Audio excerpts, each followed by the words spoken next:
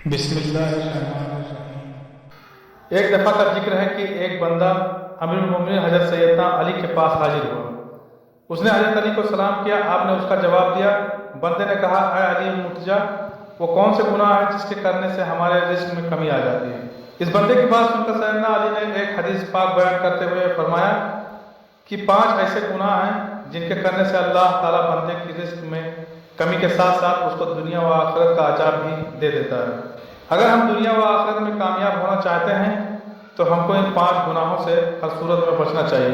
जो बंदा इन 5 गुनाह करने से नहीं बच पाता वो अपनी दुनिया व आखिरत तबाह कर लेता है। इस बंदे ने पूछा, ऐ अमीरुल मोमिनीन, वो कौन से 5 गुनाह हैं। आपने फरमाया कि पहला गुनाह सूद का कारोबार करना है। हज़रत अली ने आह भरते हुए फरमाया कि सूद का कारोबार करने वाला इस दुनिया में भी जलील व ख्वार होगा और आखिरत में भी अल्लाह ताला के इनाम व इकराम से हाथ धो बैठेगा और इसका ठिकाना जहन्नम में है। सूदखोर इंसान की कोई इज्जत नहीं करता। वो दूसरों को हर वक्त परेशानियां दे देकर अपना कारोबार चलाता है, इसलिए उसको भी सुकून मुहैया नहीं होता। सूदखोर की जब मौत होगी उसको कब्र में दफन किया जाएगा तो बिच्छू सांप उसका चेहरा नोच देंगे और इसकी शक्ल व सूरत तब्दील हो जाएगी। आपने एक सूदखोर की बात बताते हुए फरमाया कि एक सूद का कारोबार करने वाला किसी जगह से गिरकर मर गया। उसके घर वाले बहुत गमजदा हुए। एक रात बेटे ने अपने बाप को ख्वाब में देखा। बेटे ने अपने वालिद से पूछा, बाबा तेरे साथ क्या हुआ। वालिद ने जवाब देते हुए कहा, बेटा मेरी तो आखिरत तबाह बर्बाद हो गई है। सीढ़ी से गिरकर मेरी मौत वाक़या होना ही था कि मुझे जहन्नम के गहरे हिस्से को डाल दिया गया। हज़रत सईद ने फरमाया कि एक दफ़ा मैं किसी मकान की तलाश कर रहा था कि मेरी मुलाकात एक सूदखोर बंदे से हो गई। वो कहने लगा, हुजूर मेरे घर के साथ वाला घर फरोख्त हो रहा है, मैं आपको वो ले देता हूँ, इस तरह हम दोनों हमसाए बन जाएंगे। वो बंदा कहने लगा कि ये मकान बहुत अच्छा है, इसमें कोई भी कमी नहीं है, नया तैयार हुआ है और बहुत ही उम्दा बना है। शेख सईद ने फरमाया, ओ बेवकूफ़ बंदे, मुझे तो इसमें कमी ही कमी नज़र आ रही है कि मैं एक सूदखोर का हमसाया बन जाऊँ। इससे बुरा और क्या हो सकता है कि इंसान किसी सूदखोर का पड़ोसी बन जाए। अगर ऐसा मकान मुझे फ्री में भी मिले तो मैं भी ऐसा मकान लेने को तैयार नहीं हूँगा। अगर तुम चाहते हो कि मैं दुनिया में खुशी से जिंदगी गुजारूँ, लोग मेरी इज्जत करें, तो सूद का कारोबार कभी मत करना। आपने फरमाया कि दूसरा बड़ा गुनाह यह है कि किसी की बेटी पर कोई तोहमत लगाना। अल्लाह ताला का फरमान है, जो कोई नेक औरत पर तोहमत लगाता है उसकी दुनिया व आखिरत तबाह व बर्बाद हो जाती है। और फरमाया कि तुम किसी की बेटी से शादी नहीं कर सकते तो इस पर तोहमत मत लगाओ, क्योंकि उसके बूढ़े बाप ने सारा दिन मेहनत मजदूरी करके अपनी बेटी को जवान किया, इसकी तरबियत व परवरिश अच्छे तरीके से की है।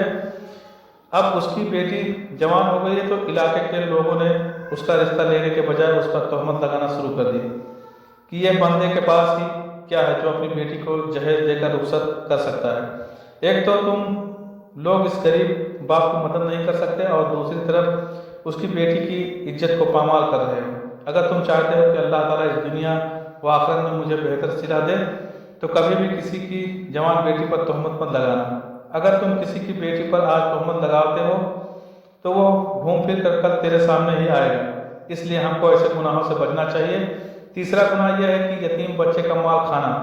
जो बंदा किसी यतीम बच्चे का माल खाता है तो अल्लाह उसके सारे नेक अमाल ख़त्म करके उसको दुनिया व आखिरत में रुसवा कर देता है और जब वह मर जाता है तो उसकी औलाद के साथ भी वही होता है जो मरने वाला इस दुनिया में करके गया होता है।